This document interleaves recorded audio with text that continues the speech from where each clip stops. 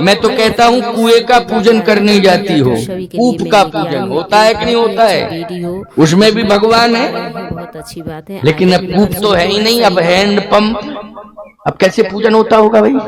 पंडित जी ने बता दिया, हम पहली बार सुन रहे हैं कि टंकी में पानी भर लिया जाता है, उसी की परिक्रमा हो जाती है, पूजन हो जाए। वाह वाह वाह, क्या बात है। ते न परे भव कूपा, टंकी में पानी भरा है, हैं? क्या बात है, बहुत बढ़िया।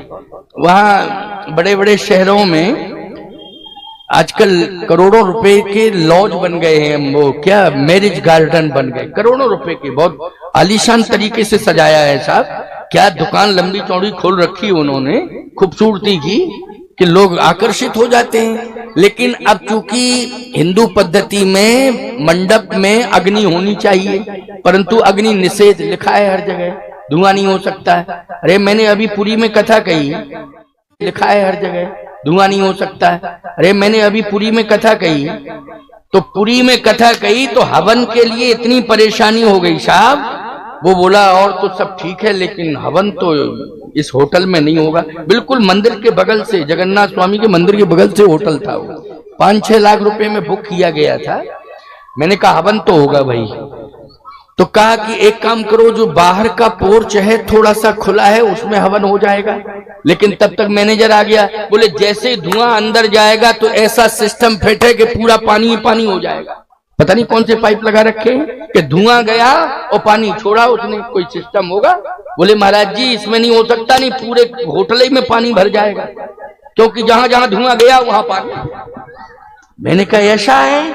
बोले हाँ महाराज ऐसे ही है। सावधान, मैं कहना क्या चाहता हूं, क्या हो रहा है आजकल, टंकी में पानी भर दो, कुएं का पूजन कर लो, बोले कूप बन गया वो है। वैसे ही आजकल होटलों में गैस, छोटा वाला सिलेंडर, उसके ऊपर गैस लगी हुई है, उसको जला दिया, भर भर चल रही है, परिक्रमा कर लो, अग्नि की परिक्रमा कर लो, है वो अग्नि है, गैस सिलेंडर में जो भरी अग्नि है, समझ गए हो नहीं? अच्छा एक बात बताओ, इस प्रकार की परिक्रमा में पति पत्नी के दिमाग में गैस ही भर जाएगी कि नहीं?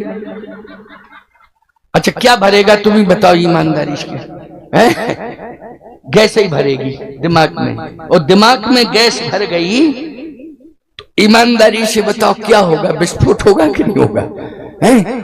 और यही होता है कि वो दिमाग में गैस भर जाती है तो पति पत्नी की जो बातचीत होती है उसमें विस्फोट ही होता है।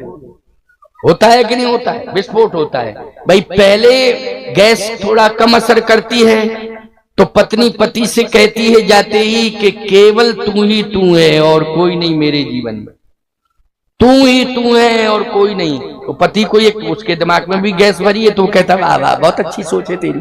अरे उसे कहना चाहिए मेरे माँ बाप भी तो हैं, मैं तो हूं, लेकिन ये क्यों कह रही तू ही तू, माँ बाप को क्या कर दें, घर से बाहर निकाल दें क्या, कहना चाहिए। लेकिन वो खुश होता है वाह। अच्छा जब मायके जाती है दोबारा आती है तो गैस फिर बढ़ जाती है दिमाग की, तो फिर कहती है दो हैं, तू और मैं और तू। गैस ने थोड़ा असर किया अपना, और तीसरी बार में जब आती तो फुल गैस खुल जाती है दिमाग की, और फिर वो केवल तू मैं तू मैं, फिर एकदम प्रेशर पकड़ जाती है वो गैस। समझ गए हो कि नहीं? ये कंडीशन हो जाती है। इसलिए खबरदार, अग्नि अग्नि होती है, उससे प्रतीक के रूप में आप मत पहचान बनाइए, न प्रतीक के रूप में स्वीकार करिए कि गैस में भी अग्नि है, वो अग्नि नहीं। हवन की पद्धति में किसी भी प्रकार का कोई प्रतीक स्वरूप स्वीकार नहीं करना चाहिए। पीपल, पलाश, इन लकड़ियों का अवश्य ही समिधा का प्रयोग होना चाहिए, और आहुतियां पड़े, उसकी महिमा ही कुछ अलग है।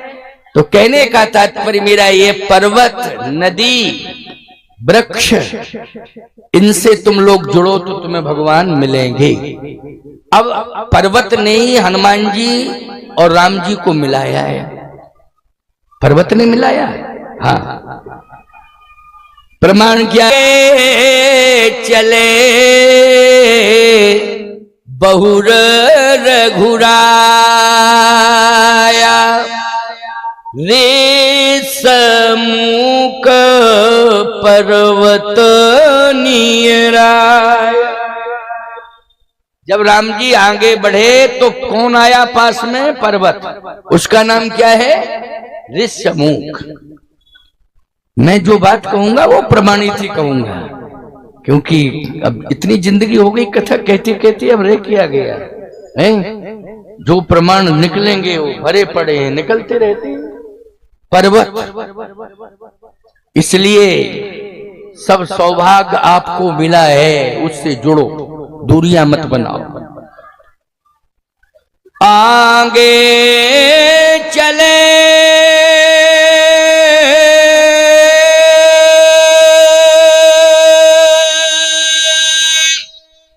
बहुर रघुराया,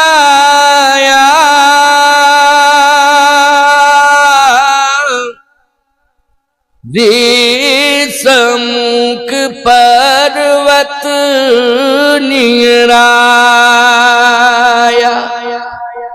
ऋषमुख पर्वत आ गया।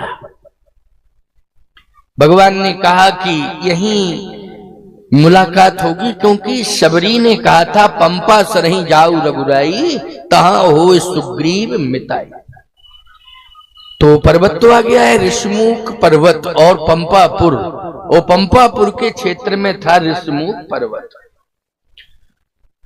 अब मैं आपसे एक बात बताऊं, ऋषमुख पर्वत पर ही सुग्रीव जी रहते हैं, ऋषमुख पर्वत पर ही हनुमान जी रहते हैं। क्यों रहते हैं ना ऋषमुख पर्वत पर? प्यारे, हनुमान जी को उतरना पड़ा राम जी तक पहुंचने के लिए। किससे उतरना पड़ा? पर्वत से नीचे उतरना पड़ा। इसका मतलब यह है, आपके दिमाग में अगर अभिमान रहेगा तो फिर याद रखना भगवान नहीं मिलेंगे। और यदि आप कहीं अभिमान को छोड़ करके धरातल को स्वीकार कर लेंगे तो निश्चित है उसी पर भगवान खड़ा हुआ है। बोलो, खड़ा है कि नहीं खड़ा है? भगवान उसी पर खड़ा है। और आप एक बात आपको बता दें, पर्वत की ऊंचाई पर भगवान नहीं है, पर्वत की गहराई में भगवान है। पर्वत में ही, लेकिन कहां है भगवान? पर्वत की गहराई में। इसलिए पर्वत की ऊंचाई दिखाई देती है, लेकिन पर्वत की गहराई दिखाई नहीं देती है। बोलो भाई, पर्वत की ऊंचाई तो दिखाई दे रही है, अगर पर्वत में भगवान है तो हम देख तो रहे हैं, हमें दिखाई ही नहीं दे रहा, लेकिन है पर्वत में। लेकिन पर्वत की ऊंचाई पर नहीं है, वो पर्वत की गहराई में है, छिपा हुआ है, छिपा हुआ है। तो बोलो भाई, हमें नीचे उतरना पड़ेगा कि नहीं पर्वत से? और पर्वत से नीचे उतरना पड़ेगा तो निश्चित है जिस स्थान पर पर्वत है उसकी गहराई में ही परमात्मा छिपा हुआ है, और वो तुम्हें मिल जाएगा। और मिल गया, हनुमान जी उतरे। अगर उतरते नहीं तो नहीं मिलता, उतरे तो मिल गया। प्रभु पहचान पर उगहि चरना, मिल गया कि नहीं मिल गया वो परमात्मा? प्रभु पहचान पर उगहि चरना। अरे उसी पर्वत पर वर्षों गुजारे हैं हनुमान जी ने, लेकिन नहीं मिला परमात्मा। उतर के नीचे आए तो मिल गया, और पहचान भी लिया, पहचान लिया कि ये परमात्मा है। प्रभु पहचान पर उगहि चरना,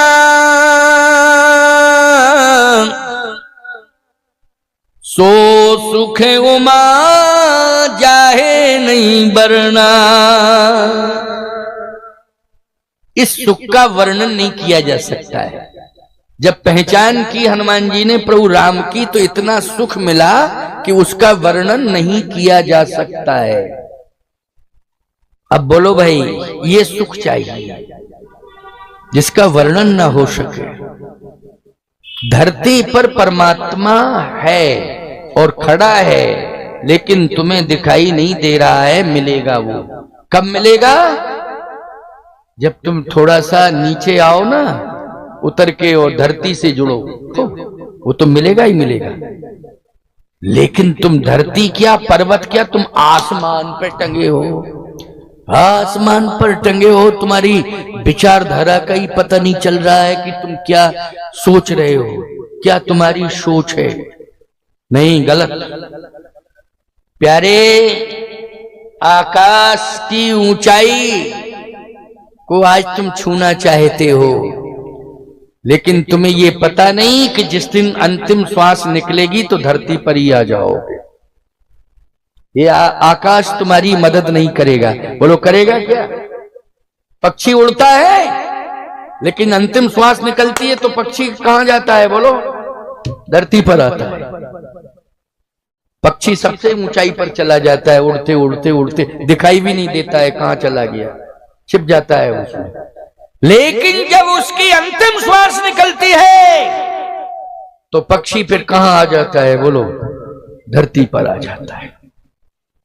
इस मिट्टी से तुम कितनी दूरियां बना के चलोगे, कितना बचोगे? आखिर तुम्हें मिट्टी में ही मिलना पड़ेगा।